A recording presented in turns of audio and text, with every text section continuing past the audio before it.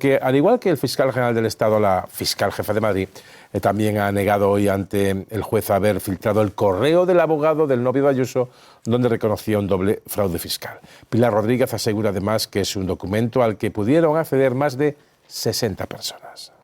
Asegura que el abogado de González Amador envió ese mail inculpatorio a un correo genérico de delitos económicos y que, por tanto, más de 60 personas pudieron tener acceso a él. Ha llegado a decir que incluso la señora de la limpieza pudo haberlo visto. Y la cifra aumenta si hablamos de su expediente tributario. Pilar Rodríguez asegura que cerca de 600 personas pudieron tener acceso a esos datos. Sí reconoce que envió el mail a su jefe, al fiscal general del Estado, pero dice que lo hizo como parte de su rutina diaria, que era su obligación porque Álvaro García Ortiz le pedía esa información para redactar la posterior nota de prensa, una nota de prensa que, recordamos, la Fiscalía emitió para desmentir el bulo de que había sido este organismo el que ofrecía un pacto al novio de Ayuso y no al contrario. Bien, pues el juez Hurtado considera que esa nota podría ser constitutiva de delito. Sin embargo, la Sala de lo Penal del Tribunal Supremo ya dejó esa nota de prensa fuera de la causa al considerar que lo que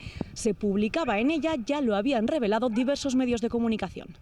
Bueno, pues ha dicho que cumplía ese criterio jerárquico que hay en la Fiscalía, que era una dación de cuentas como muchas que se producen cuando tienen que dar la información sobre los procesos en los que están trabajando, y que envió esos correos la noche del 13 de marzo al fiscal general Álvaro García Ortiz, y también el expediente tributario completo de Alberto González Amador a Diego Villafañe, el teniente fiscal de la Secretaría Técnica de la Fiscalía General del Estado. Atención, porque claro, lo que tú estabas contando es muy revelador. Hay un salto cualitativo del instructor Ángel Hurtado. Está diciendo que él considera que puede haber delito en la elaboración de la nota de prensa, no en la filtración ya de los documentos, simplemente en la elaboración de la nota de prensa para responder al bulo. Sí, lo ha dicho verbalmente en esa declaración, que él considera que la investigación abarca tanto la nota de prensa que publicó la Fiscalía Provincial de Madrid en la mañana del 14 de marzo, como la filtración en la noche del 13 de marzo del correo de la defensa de Alberto González Amador, como también la publicación del expediente tributario, algo que sucedió el 12 de marzo en el diario.es, esa primera denuncia, que todo está dentro de esa investigación, y eso choca evidentemente con lo que dijo la Sala de lo Penal del Tribunal Supremo, que decía que la nota de prensa no era constitutiva de delito. Y es fundamental, Antonio, porque precisamente la nota de prensa es lo que asumió en primera persona Álvaro García Ortiz. Dijo que era su responsabilidad y que él ordenó que se confeccionara y se publicara esa nota de prensa para desmentir esas informaciones falsas en las que se estaba diciendo que la oferta de pacto había partido de la Fiscalía, cuando en realidad había partido de la defensa de González Amador. Esto nos deja varios puntos de análisis. Para mí, fundamentalmente dos. Uno, la declaración, en el sentido de que al menos 60 personas, como se envió por parte del bufete de abogados del novio de Ayuso a un correo genérico, y como mínimo 60 personas pudieran tener acceso de él, que eso a lo mejor diluye, ¿no? Ya veremos, las responsabilidades o la posibilidad de averiguar quién filtró. Y otro, el hecho de que el juez Hurtado vuelva a la tesis inicial o recupere la tesis inicial de que también es investigable la nota, cuando el propio alto tribunal, Estrella, dijo que eso no es perseguible ni delito, sacar una nota. Sí, realmente da la impresión de que al juez Hurtado lo que no le va encajando en lo que podría ser su tesis lo desdeña, ¿no? Porque ha habido declaraciones de periodistas de distintos medios, de distintas tendencias, diciendo no, es que yo lo tenía antes de que le llegara el fiscal. Hoy la fiscal provincial de Madrid diciendo que al menos 60 personas tenían acceso a esa información antes que el fiscal general. No sé, a mí me da la impresión, García Ortiz ayer decía que que parece que al instructor, ¿cómo era la frase? Algo así que como al instructor ya tiene, nada le convence porque ya él tiene una certeza previa, ¿no? Yo tengo un poco esa impresión porque hay muchos elementos, que no digo yo que el fiscal general no hiciera nada, lo que digo es que hay muchos elementos en plazos de tiempo previos que pone en dificultad creer que fue él el que se encargó de esa... Y aparte que no creo que haya necesidad, francamente. Este asunto se ha convertido en un embrollo. Es muy difícil, y yo, que me crean los espectadores que lo intento, entender el fondo de la cuestión, porque se ha convertido en un auténtico laberinto. Hay indicios que exculpan al fiscal general del Estado. Las declaraciones de 3 periodistas que dicen que ellos tenían antes el famoso correo. También el hecho de que efectivamente está documentado que por lo menos 60 personas conocían ese correo, teóricamente, bueno, teóricamente no, que era confidencial, un correo confidencial de la agencia tributaria. Por lo tanto, cualquiera de ellos pudo haberlo filtrado. Pero también hay indicios incriminatorios. En primer lugar, el informe de la UCO, que dice que fue el origen de la primera filtración, que era de lo que se le acusaba inicialmente por el juez, aunque luego es verdad que ha cambiado de criterio.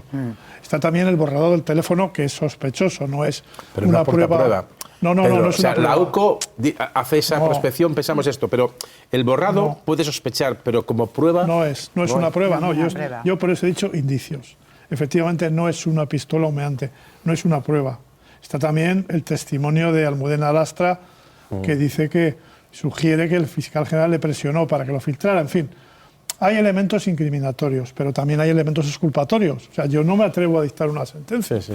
Yo lo que creo que hay que dejar trabajar al instructor, al que se le está acusando de hacer un trabajo parcial.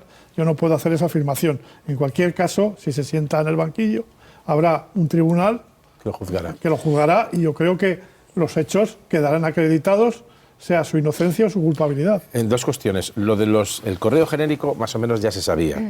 Esta es una declaración más que ahonda en esa tesis de que puede ser muy difícil saber quién filtró eso, si es que esa filtración sale de la Fiscalía y no de entornos próximos al propio González Amador o a Miguel Ángel Rodríguez. Pero lo de hoy, y por eso te pregunto, Elsa, que provoca cierta extrañeza, es que si es tan jerárquica la justicia, la Audiencia Provincial, por ejemplo, ha acotado al juez Peinado 2 veces, la última de forma muy severa, la investigación en su caso por el caso Begoña Gómez. ¿No? Y de ese margen y de ese marco no se puede mover. El alto tribunal también dijo que la publicación de la nota no era delito. Correcto. Sin embargo, este juez, hoy de nuevo el instructor, dice que él sigue sosteniendo que eso puede ser delito. ¿Esto cómo se sustancia? Sí, eso es muy llamativo porque efectivamente, como dices, la Sala de Apelaciones del Supremo ya dijo que en la nota de prensa no había indicios de criminalidad, ¿no? Y por tanto no había que investigarla. Sin embargo, el instructor sigue con ello. De hecho, ha salido hoy en el interrogatorio a la fiscal, también salió en el interrogatorio al fiscal general, ya lo insinuó. Y eso, bueno, es otra de las cuestiones, digamos, extrañas de esta instrucción, ¿no? Yo creo que este caso va a terminar en el Tribunal Constitucional. Esto es así porque el fiscal general, ya de hecho lo avanzó ayer en su declaración, considera que la entrada y registro en su despacho y la incautación de todos los dispositivos electrónicos fue una medida absolutamente desproporcionada y, por tanto, ilegal y nula. Y esto lo va a llevar al Tribunal Constitucional, después de que termine toda la fase en el Supremo, ¿no? Terminen todas las instancias en el Supremo, que todavía faltan. Pero esto va a ser un debate muy interesante, porque de hecho ya están saliendo en público juristas. Por ejemplo, ha sido muy interesante la tribuna que escribía en El País el magistrado emérito del Supremo Perfecto Andrés Ibáñez, que también apareció en televisión hablando de lo que considera como una instrucción inquisitiva. Es decir, que el instructor tiene solo una hipótesis, la de la imputación, algo sugería Estrella, ¿no? Y solo trata de confirmarla, no contempla otras hipótesis. Eso en una instrucción penal es prospectiva, ¿no? No se puede hacer, ¿no? O sea, tiene que contemplar el instructor todas las hipótesis, también la de que sea inocente, ¿no?, la persona. Y claro, el tema del registro y entrada en la Fiscalía General del Estado es un tema sustancial, muy, muy importante, porque es una medida que se utiliza, o sea, con organizaciones criminales, ¿no? Y claro, estamos hablando de la entrada y registro que implica una invasión en una institución del Estado, como es la Fiscalía General, de máxima relevancia, ¿no? Y con información muy sensible. Entonces, cuidado con esta medida, cuidado con esta vía que ha abierto el fiscal general en su defensa y que puede llegar hasta el Tribunal Constitucional, discutiendo sobre la pertinencia de esta instrucción, que ya hay muchos juristas, como digo, que están discutiendo. En el caso, por ejemplo, de Begoña Gómez, si le puedes llamar así, ha habido también un auto o una advertencia de la audiencia en ese sentido con respecto a un registro que se ha producido de una forma, me parece que en el despacho de Barrabés, del empresario Barrabés, que va a provocar la anulación de todas esas, claro, es que digamos que marca un poco el camino. El procedimiento penal tiene que ser escrupuloso y tiene que cumplir todas las garantías. Sobre el hecho de Alejandra, que estaba comentando con Elsa, da la impresión de que, bueno, avanza en una dirección, no sabemos si se va a cegar o no esa dirección, y hoy hay, digamos, marcado que puede seguir por otra, que es la que el alto tribunal dijo que no se podía seguir, que es la de investigar la nota como un delito. Sí. Bueno, yo creo que las diferencias de criterio jurídicas al final son inherentes al derecho y a cualquier procedimiento. Eso siempre va a suceder. Va a haber unos juristas que opinan de una manera y otros que lo opinan de otra, y todos con criterios jurídicos. O sea, eso es la base misma de la discusión del derecho. Pero hay una jerarquía. Pero, sí, la audiencia provincial sobre los juzgados de instrucción y el Supremo sobre el juez que ese debate no nos debe extrañar ni lo debemos ver en otros términos, porque es inherente al propio arte jurídico. Yo creo que eso es así y no merece la pena que intentemos verlo desde otro punto de vista, porque es así de manera natural. Pero yo aquí coincido con lo que decía Pedro, lo que comentaba. Hay indicios a favor e indicios en contra de que se produjeran esas revelaciones. Y eso precisamente es el objeto que se está instruyendo y que se está investigando.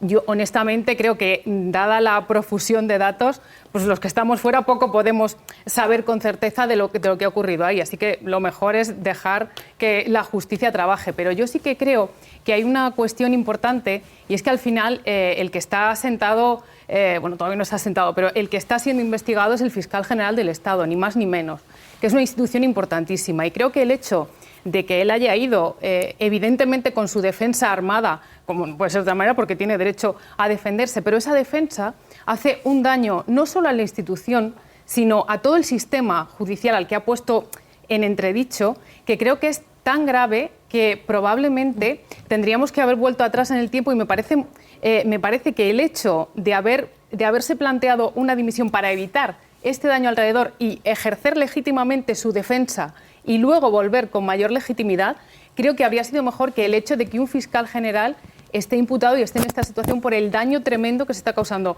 no solo a la Fiscalía y el malestar que pueda haber dentro de la institución, sino a toda la justicia.